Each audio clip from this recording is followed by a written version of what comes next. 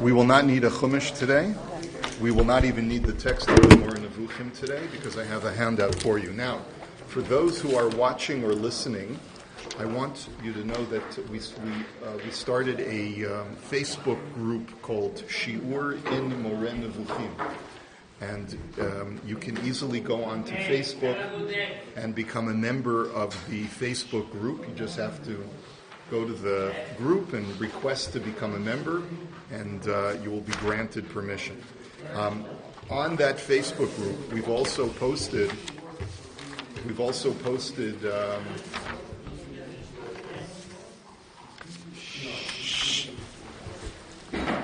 on our Facebook group, we've also posted the handout that we're giving out live today in the Shir, and it's in JPEG format, so that it works on Facebook, and anyone therefore can just go and download a copy. Okay. Well, we are in the second essay of the first part of the Moreh Nevukhim, where the Rambam had posed the question that he had received from another person. And he had said that I had been asked this question, that if the image of God that we have been discussing since the beginning of this book is the feature that most makes man resemblant to God, then how is it that it appears that he only acquired this feature of intellect after he committed a sin of eating from the tree of knowledge of good and evil? That was the question that was raised by the Rambam. And the Rambam said that this is based on a cursory, superficial reading of the story that appears in Genesis. And if you read it more carefully, with a more discriminating eye, you will discover that this question is not a question at all. And the Rambam says that the key words of the story are the tree of knowledge of good and evil, of Tov V'Ra. That is the new thing that man acquired. He acquired a knowledge of Tov and Ra, whereas before he was able to see the world through a different lens.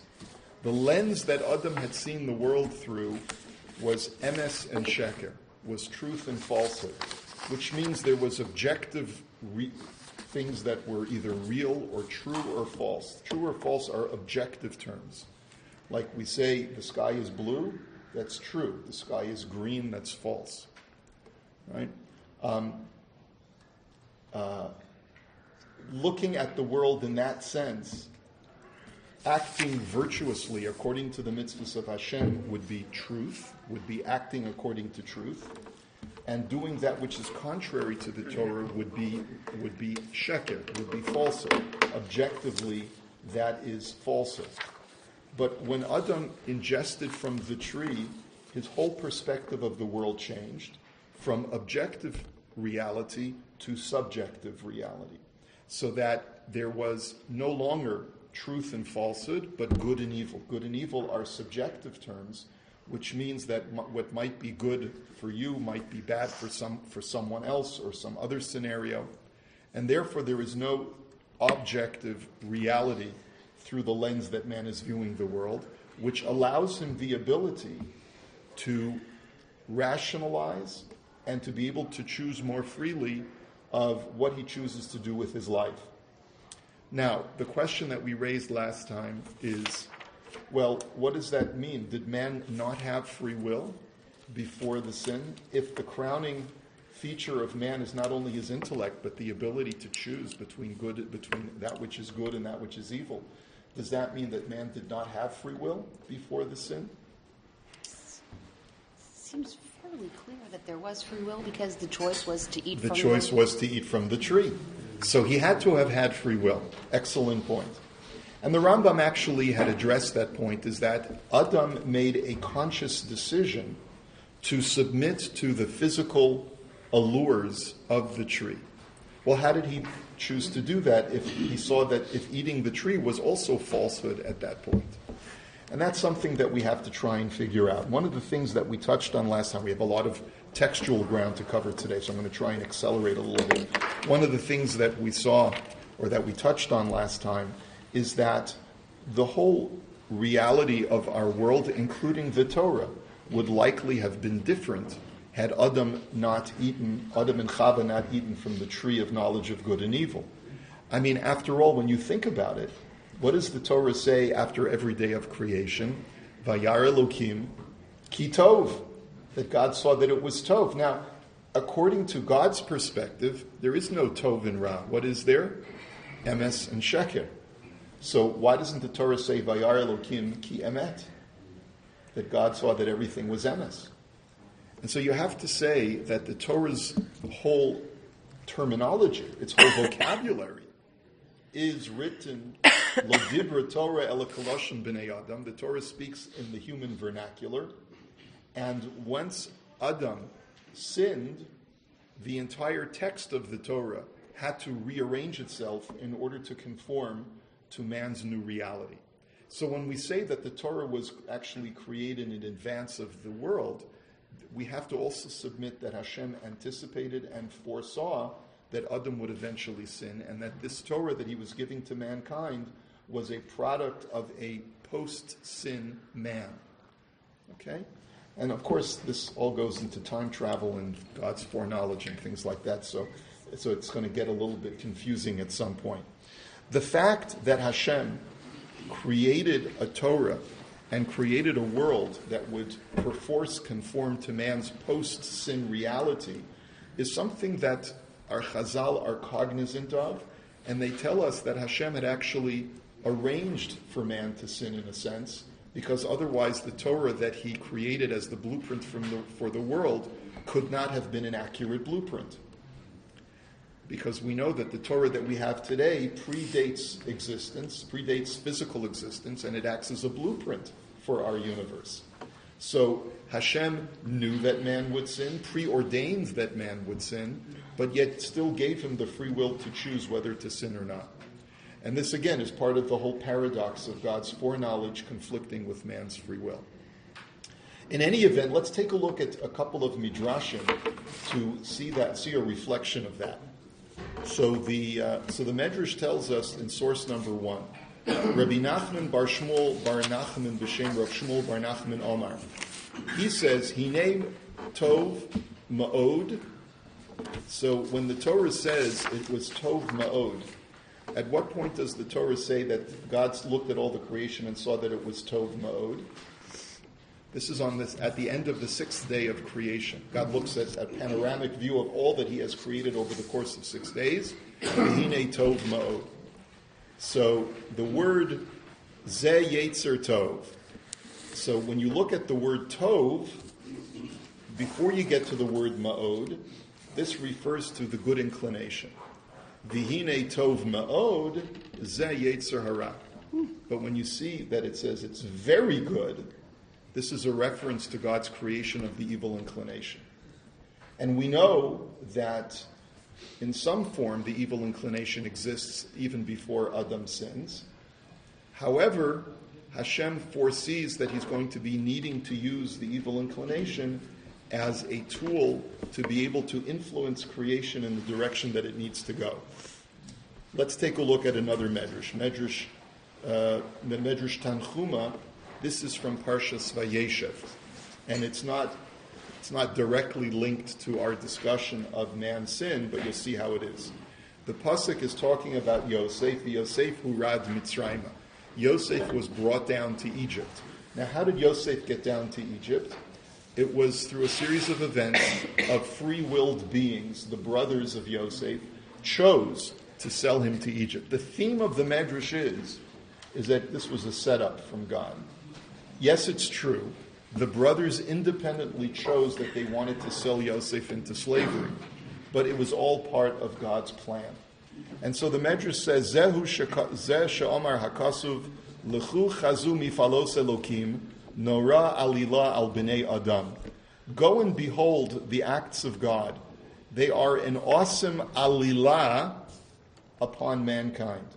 What does the word alila mean? We used that word last time. I think we may have made reference to it. What is the word alila? A plot or a pretense? Yeah, a plot or a pretense, exactly. Amar Rabbi Yehoshua ben Karcha, Af hanoraot she'ata mevi aleinu ba'alila at mevi'an.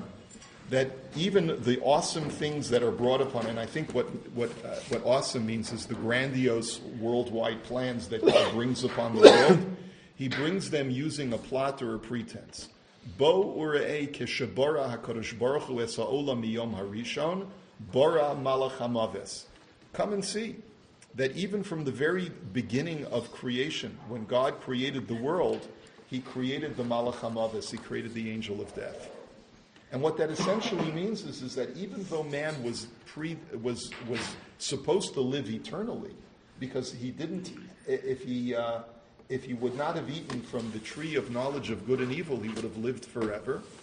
Yet Hashem pre-created the malach hamaves. Okay, minayin amar berechia mishum shenemar v'choshech al pnei tahom ze malach hamaves hamachshich pneim shel brios. Because when the Torah says there was darkness on the face of the deep at the very beginning of Genesis, this refers to the angel of death who brings darkness upon the face of all creatures. Va'adam nivra b'shishi va'alila nitla bo shehu heviyat hamita la'olam. Now, Adam was only created on day 6, and the pretense was set up, or the plot was set up, such that it would appear that he was responsible for bringing the malach hamaves upon the world through his sin. Shenemar ki biyom acholcha mimenu mos tamus, because God had said that on the day you eat from it you shall die or you shall become mortal. Mashal lamahadover doime. What can we compare this to? Lemisha mevakesh legaresh et ishto. It's comparable to a man who wishes to divorce his wife.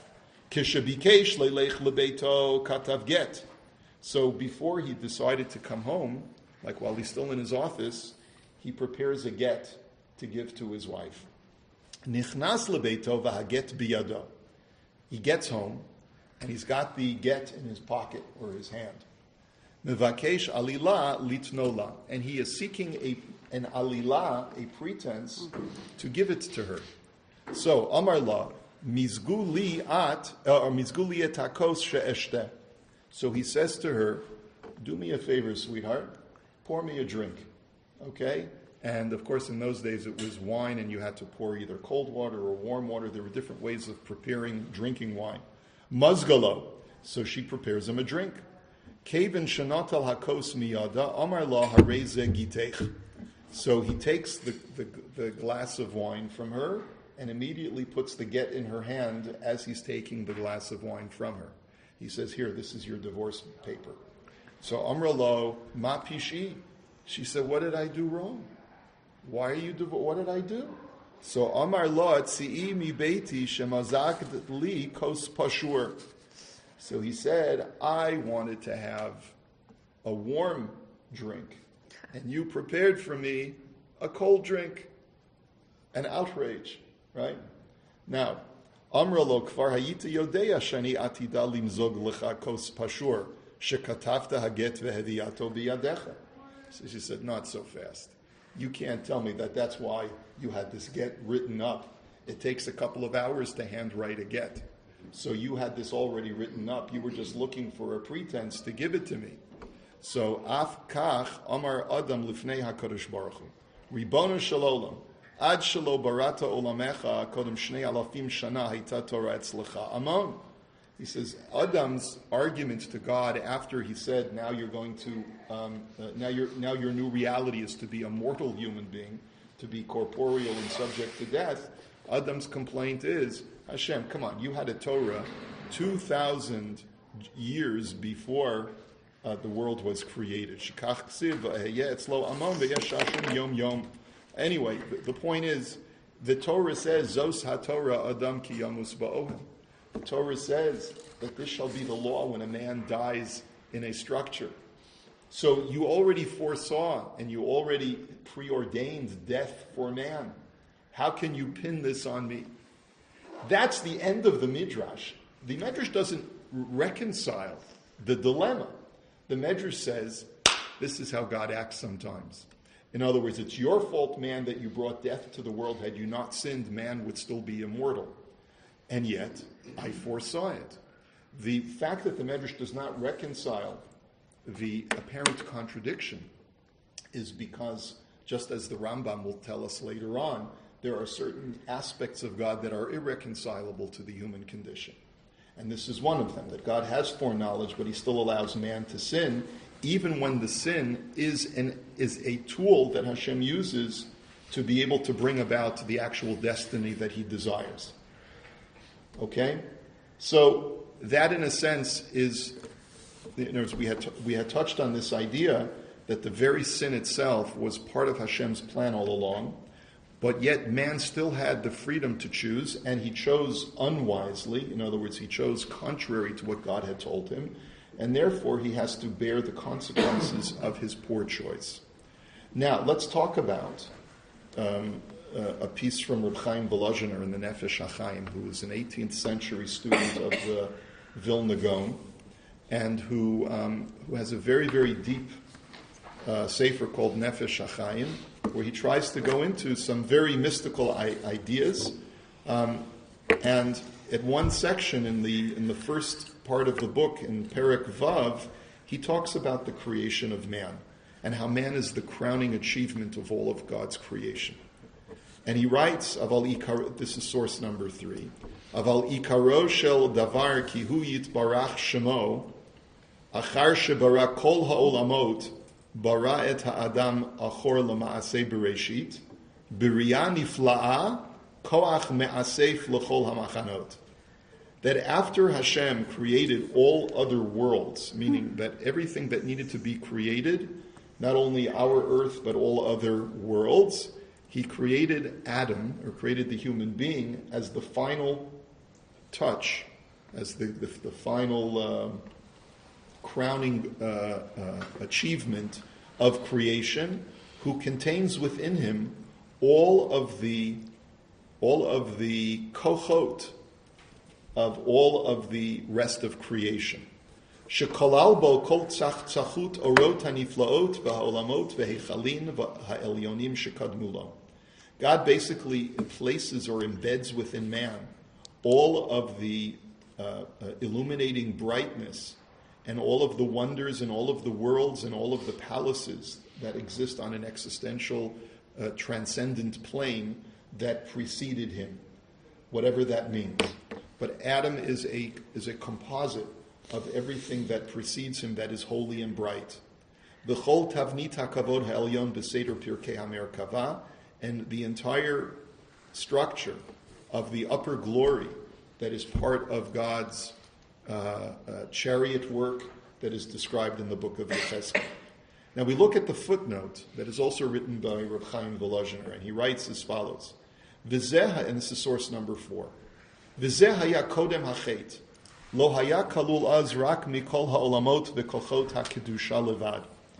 That before the sin, man was only made up of the forces of holiness. That's all. V'lo mikochot hara. There was nothing that would be considered to be evil that was contained within man. Aval achar hachet nichlalu v'nitarvu bo gam kochot hatuma v'hara. But after the sin, man succeeded in internalizing that which was previously external to him, which were what we call kochot hara, evil forces. V'ha'inyan ki kodem hachet im ki vadai shahaya bal b'chira gamur lahatot atzmo l'chol asher yachpotz lahitiv o lahefech chas v'shalom. So Reb Chaim Volozhiner says, let me clarify. Before Adam sinned, he had complete free will to choose either good or evil. Kizeh tachlit kavanat klal habriya, because ultimately that was the objective of God, which was to give man free will. And the reason why man needs to have free will in order for God to achieve his objective is because man is created in God's image. God is the ultimate free-willed being, and man has to resemble God in that sense. V'gam ki harei achar kach chata, and yet after he sinned, omnam lo shehaya inyan b'chirato machmat shekochot hara hayu klulim b'tocho. Man is not granted free will simply by virtue of the fact that he internally contains within him a mixture of good and evil. That's not what gives man free will.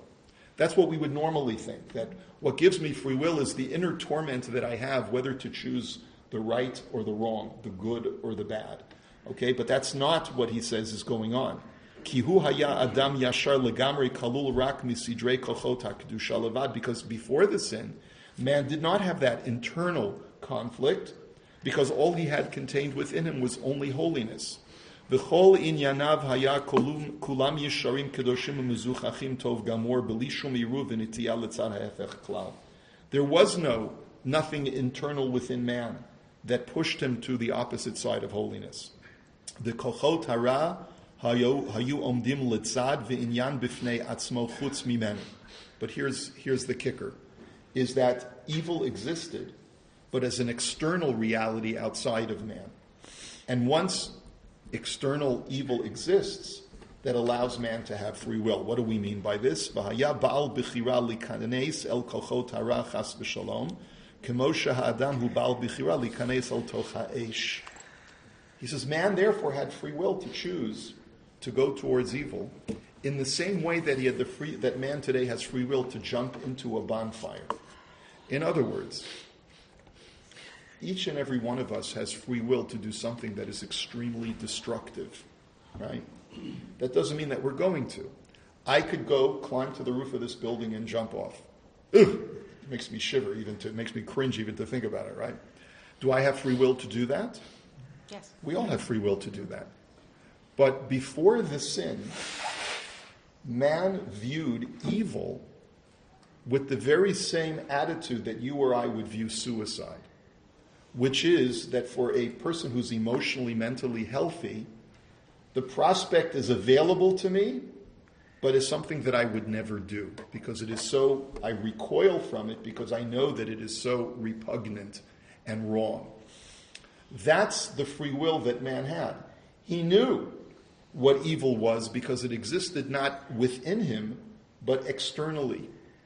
But it still existed. He saw that as an option, as a possibility of doing that which God said not to do. Okay? That's the sheker part of it. In other words, he sees the patent falsehood of doing that which is contrary to God's wishes. Okay? But he still has free will if he chooses to do it. Lachein kesheratza hasitra achara lahachtio hutzrach hanachash lavo mibachutz liftoach. And that's the story of the serpent. The serpent is the evil inclination incarnate, but it is an external being, not an internal being. And lo kamo shehu ata shehayetzer hamefateh ta'adam hu betoch ha'adam atzmo. Not like it is today, that the evil inclination is contained within man. Umitdameh laha'adam shu atzmo hu harotzeh v'nimshach la'asot ha'avon v'lo she'acher chutz mimenu mefateh. Today, I hear a different voice from the sound of the serpent. And this Rav Dessler, in his essay, Michtav Me'Eliyahu, second part, which we'll see in just a moment, expands a little bit on this. You know, there used to be transactional analysis, I think it was called, back in the 70s. When I was a boy, my mom introduced me to this book for kids, but it was really a child's book on something very sophisticated, which was to appreciate all of the different personas that exist within you. And back then it was, there's the parent, the adult, and the child that exist within you, right? And the adult voice is what you should do. And the child voice is I want. So just to give you an illustration, the adult child says, you really shouldn't be having that extra piece of chocolate cake for dessert on Shabbos. One piece is enough. And the child voice that I hear within me is, I want a second piece of cake. So there's two voices that are conflicting within me. But here's the interesting thing. The adult voice is you speaking. I hear an external voice of someone chiding me saying, you really shouldn't have that piece of cake. And the child voice within me is, I want that piece of cake. Now, before Adam sinned, it was switched around. That was the difference. Is that the Nachash represents the Yetzer Hara. You want an extra piece of chocolate cake. And the internal voice within Adam was unconflicted and was only the adult voice of, I really shouldn't have a second piece of chocolate cake. I really shouldn't be eating from that tree. And the Nachash externally says, yes, you should. And that's the difference, that's the switch that takes place when Adam decides to eat from the tree. We still haven't explained it fully, because if it was so clear to Adam that it was the wrong decision, why did he do it? Okay, so let's take a look. Let's continue very briefly for as long as we have, just another few minutes. Let's take a look at that essay from Rav Dessler. There's a lot of depth here which we won't be able to plumb today. Take a look, you see that little arrow. It's on Michtav Meliyahu, page 140 of the second volume. He writes, Avol mitzad sheni yirgish Adam. First he talks about that Adam saw two pathways in front of him. He saw the opportunity, as the Ramchal writes, that by not eating of the tree of knowledge, Adam's presence in the garden could have elevated man to absolute perfection. There was a direct route for man to achieve absolute perfection, as the Ramchal writes in both his works, Derech Hashem and Da'as Tevunos. He writes that Adam in the garden had in front of him two pathways. One was to elevate himself and all of creation to perfection, and the other path was to eat from the tree and to degrade his status. Now, why did he choose that which seems to be the wrong decision? I mean, think about it. I can elevate all of perfection and immediately gain Olam Haba without having to go through this extremely circuitous route of 6,000 years of human suffering and human history. So he writes, Avol mitzad sheni, hirgish Adam harishon sheyitachen kiddush Hashem b'madrega harbe yoter nichbada himena. Because there was an even greater kiddush Hashem that was possible than bringing the world to absolute perfection. Hu nivra b'madrega givoha ukedosha, v'hu sam began Eden b'lishum maga im hara. Adam was created at a very lofty, holy level, without direct contact with evil.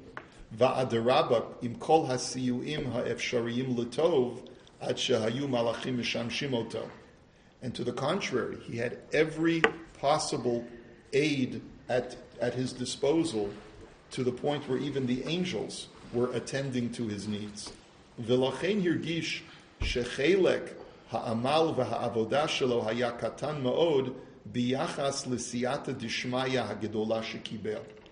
And therefore he perceived that the effort that I need to put into my existence is minimal compared to what Hashem is providing me with.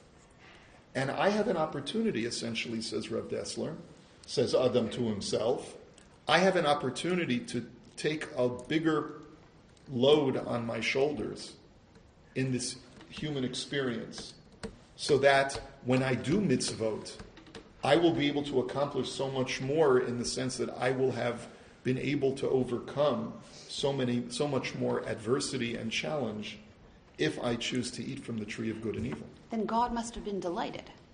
Well, with was God? Well, then, okay, your question is a valid question. Hashem nonetheless took Adam to task, because even though that was the ultimate plan, for man to have this additional burden and challenge by degrading himself, there is some aspect of man that makes this decision the wrong decision.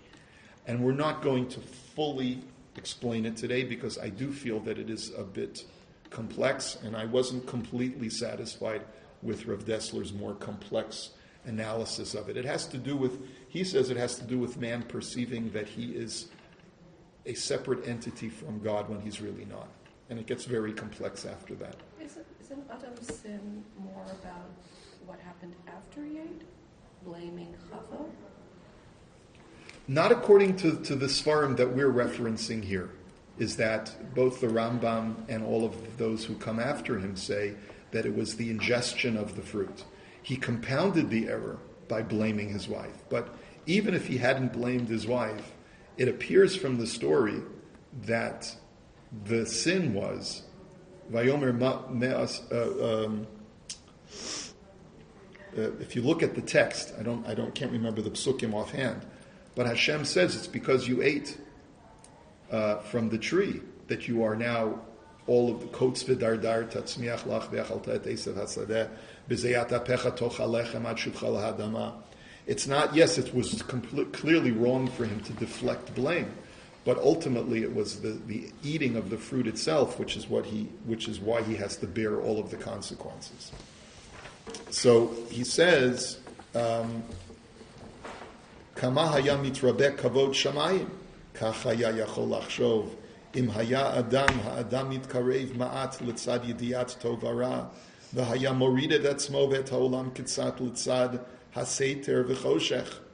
How much more would God's glory be elevated if we lower the status of the human condition? If we descend into darkness and we're still able to navigate our way? What's more impressive, a pilot flying a plane when it's all bright and and clear skies and light winds, or when he's flying in the middle of a thunderstorm and there's clouds and darkness and turbulence all around? That's more difficult to navigate. That's more difficult to get through. And imagine the ability that man has to demonstrate his fealty and his dedication to Hashem amidst the turbulence of this world instead of the bright skies of the Garden of Eden. The problem with that is that that's very subjective. And at the time that he made the decision, there was only truth and falsehood. And so the fact that he was purposely choosing falsehood without yet the knowledge of good and evil, whereas to degrade themselves in order to do is more of a subjective rather than true or false. That premise seems to be... So according to this, Adam is choosing falsehood. He is consciously choosing falsehood. I would rather enshroud myself in the matrix, right, of that artificial reality of not being able to see Hashem, of placing a veil between myself and God and still serving Him. That is that I'm choosing to now have a subjective reality instead of an objective reality. I see things clearly, and I realize that this is clearly the wrong decision if I want to be closest to Hashem, but I consciously choose to distance myself from Hashem in order to be able to rise to the challenge of serving Him despite the distance. And what impact that Chava was already, her fate was sealed? That is not taken up in this context. Here we don't differentiate between Chava's decision and Adam's decision. We view it as a collective decision. Except they did make it separately, and it seems like if she ate first, her status would have changed, and here she was in this other state, And he approaching, and he was... Right. Well, Right. I don't know if I'm thinking so much about the alone, but had she not transformed immediately upon eating and was now in the other state of being? Well, I don't know. It's a good question. I'm not sure really at what state the transformation took place. Did it take place only upon both of their eating? Or did she change over first and then he changed over after he ate? I don't know. The Torah sounds like they were tempted at some sort of pleasure of eating the food rather than a holy motivation to have greater challenges to gain spirituality. Yeah, well, actually, what we saw in the text of the Rambam is more in line of saying that Adam chose to submit to the allures of the physical world. Mm-hmm. So that what Rav Dessler says, what the Rambam really means to say is that he saw that he could have a different view of the physical world, not as it really was from a truth and falsehood standpoint, but as an aesthetic that is given to subjectivity, to subjective human judgment. That's the active decision that he made, that he saw that it was that it could be something that could allure or seduce man if we only allowed ourselves to have the proper perspective. So we need to eat from the tree, allow ourselves to have this aesthetic subjectivity, to be allured by the physical, and that's essentially what is going on over here. I think we've gone a little bit over time, so we're going to hold it here for today, and you can finish the piece on your own. Have a great one.